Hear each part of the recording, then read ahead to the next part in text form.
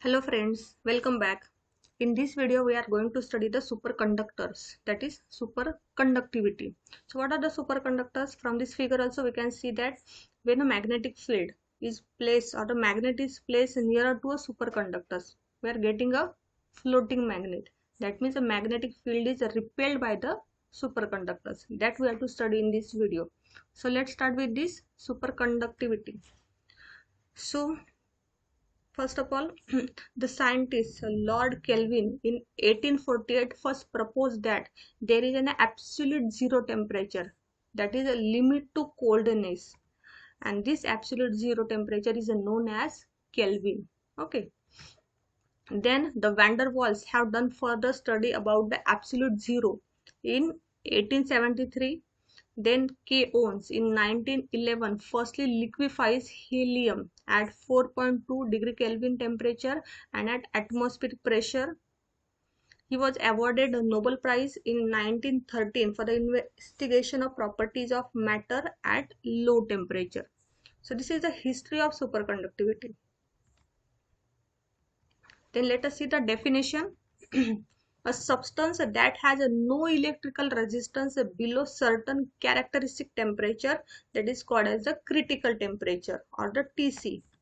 Or we can say that a superconductor is a material that loses all its resistance to the flow of electric current when it is cooled below a certain temperature, which is called as the critical temperature or the transition temperature, that is TC. Its examples are mercury, Hg, vanadium, V, etc. And then properties. The superconducting material shows some extraordinary properties which make them very important for the modern technology. And these properties are: the first one, zero electrical resistance, that means infinite conductivity. Then Meissner effect, that means the expulsion of magnetic field that we have seen in the first figure. That means we are getting a floating magnet. Then critical temperature or the transition temperature, we are seen in the definition. Then critical magnetic field. Then persistent currents, Josephson currents, and lastly critical current. So these are the some properties of superconductivity. Then types of the superconductivity. So there are two types of the superconductors. The first one, type 1 superconductors, and the second one is the type 2 superconductors. So let's study these two types of superconductors.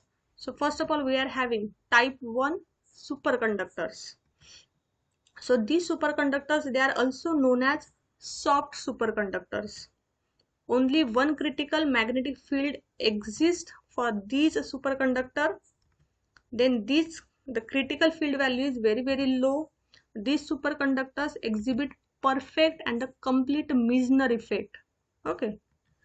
And these materials have limited technological applications because of very low field strength value. Their examples are lead, mercury, zinc, etc. So let us see an variation of critical magnetic field. So this is a variation of critical magnetic field with the temperature. At one side we are having the critical magnetic field and other side we are having the temperature. So we can see that we are having only one critical magnetic field, that is H0, right? This critical field value is very low. So here we are having the superconducting state and this is the normal state. Then the second type 2 semiconductors. Again, these superconductors, they are called as the hard superconductors. Two critical fields, that is Hc1 and Hc2, exist for these superconductors. The critical field value is very high. These superconductors do not exhibit perfect and complete Meissner effect. Then these materials have wider technological applications because of very high field strength. Then finally the examples are the Nb3Ge, then Nb3Si, etc. Okay, so let's see the variation of critical magnetic field with the temperature. So one side we are having the critical magnetic field and other side we are having the temperature. So from this curve we can say that we are having the two two critical fields. They are Hc1 and the Hc2, and these two critical fields, they are having very high value. So we are having, this is the superconducting state, then the mixed state, and then the normal state. So this is regarding the type 2 superconductors.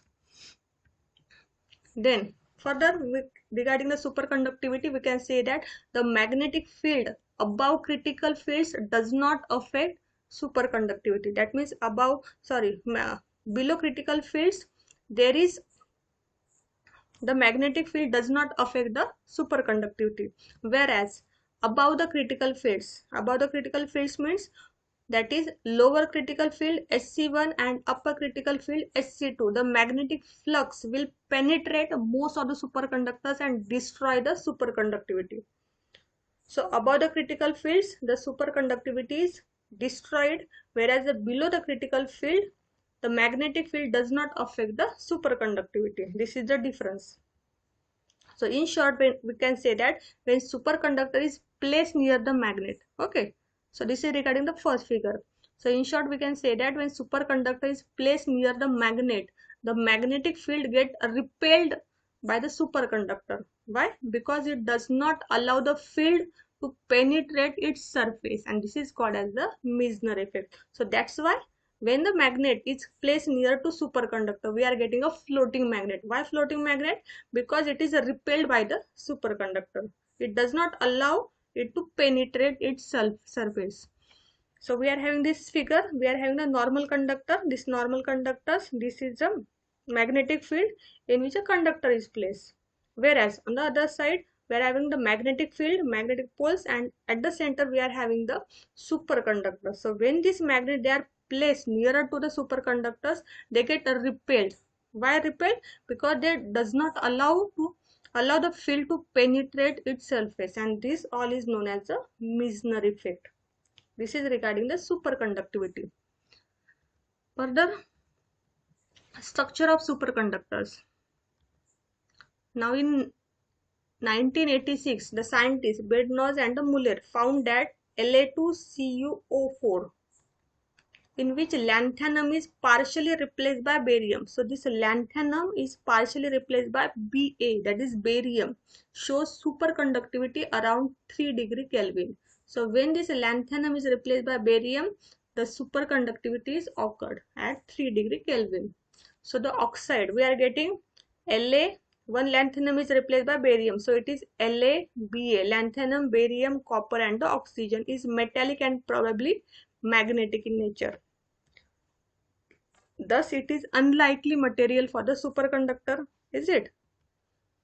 In 1987, several groups reported that compound of the type YBa2Cu3O7, right, becomes superconducting at 77 degree Kelvin. This compound is also called as 123. 123, that is 1 atom of yttrium, 2 atom of barium, and 3 atoms of copper. 1 means yttrium, 2 means barium, and 3 means copper. So let's see the structure of superconductor. So this is the structure of superconductor. Here we can say that we are having 1 atom of yttrium, or here this is the barium. This is barium, then this one is the yttrium, then this surrounding they are the copper, and this red one they indicates the oxygen. And this is called as the 1, 2, 3. This is regarding the structure of superconductors. Then finally applications of superconductors. They are used as a magnets. Used in high field magnets, in the NMR, medical diagnostic, refining by magnetic separation, magnetic shielding, etc. This is the main application of superconductors. Then energy related applications are, they are used in the production by magnetic fusion and magnetohydrodynamics, energy storage, and electrical power transmission. This is the energy related application. Then transportation, they are used in high speed trains, ship drive system, etc. Then electronics, they are used in the bolometer, electromagnetic shielding. Then computers and information technology applications.